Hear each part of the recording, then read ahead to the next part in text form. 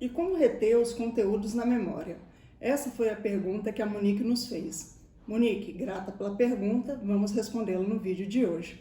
Eu sou Isabela e você está no canal da Escola de Artes Liberais Alcuino de York.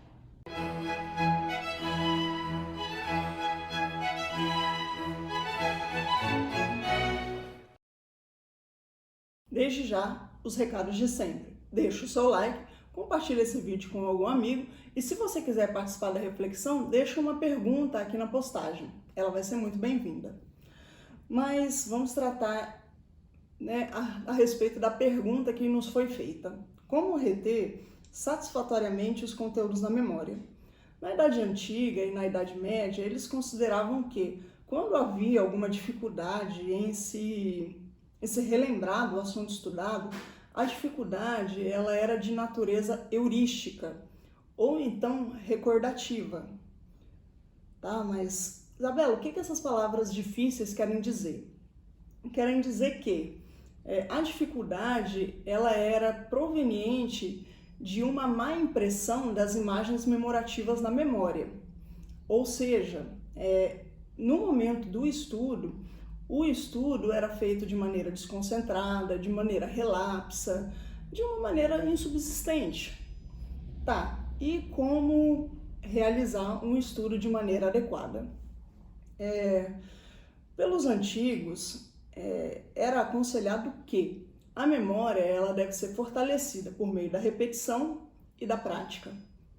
E eles também aconselhavam que a gente não deve sobrecarregar a nossa memória querendo memorizar muitas coisas de uma só vez, num curto espaço de tempo, porque a nossa memória ela não funciona assim.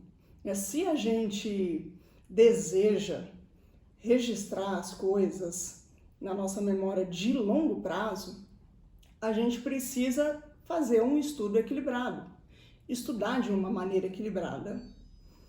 E para isso, a gente precisa recorrer a uma coisa que está um pouco fora de moda, que é a virtude da paciência. O que eu estou dizendo aqui é uma coisa simples e em até certo momento é um pouco óbvia, mas dependendo das situações e das circunstâncias, o óbvio ele precisa ser dito, o simples ele precisa ser relembrado. A depender da complexidade, da minúcia do assunto que a gente está estudando, a gente vai levar mais tempo para poder gravar na memória.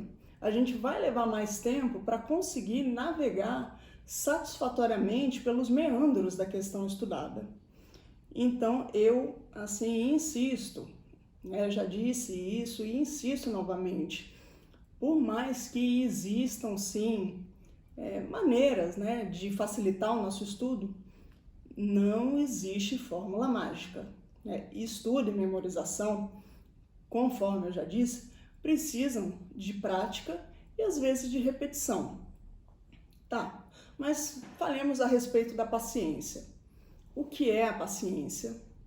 A paciência ela é a virtude que nos possibilita suportar, resistir aos desafios, às adversidades, às situações desafiadoras, E o seu oposto, o seu antônimo, é justamente a impaciência, que é a incapacidade de sofrer com dignidade. E esse livrinho aqui, do Francisco Falls, eu considero ele assim interessante porque uma coisa que eu aprendi com esse livro é que a impaciência ela não é sempre aquele estado mais explosivo em que a pessoa se excede, esbraveja, realmente aquele estado de espírito mais explosivo. Ela não é só isso. Existe também uma manifestação mais silenciosa da impaciência. E nesse livrinho aqui, o Francisco Falls, ele chama de impacientes camuflados, Aquelas pessoas que elas dizem assim, não, eu não me irrito nunca, eu não me envolvo em conflitos, eu sou bem paciente. Mas, na verdade, o que a pessoa está fazendo é se esquivando, Ela tá se evitando de encarar as situações desafiadoras de frente, de assumir responsabilidades, de realizar um trabalho. Ela, na verdade, ela está se esquivando, ela não está sendo paciente. E qual que é a origem, desse tipo de impaciência que ele chama de impaciência camuflada? Muitas vezes não é uma falta de capacidade, uma falta de tempo, é a pessoa não querer ter o trabalho de fazer alguma coisa, o trabalho de agir em prol de algo, tá?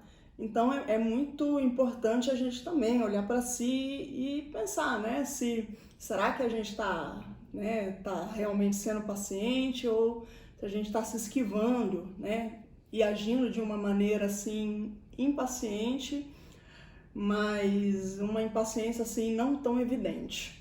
E nesse livrinho aqui, ele também ensina que a paciência, ela não é só um estado passivo.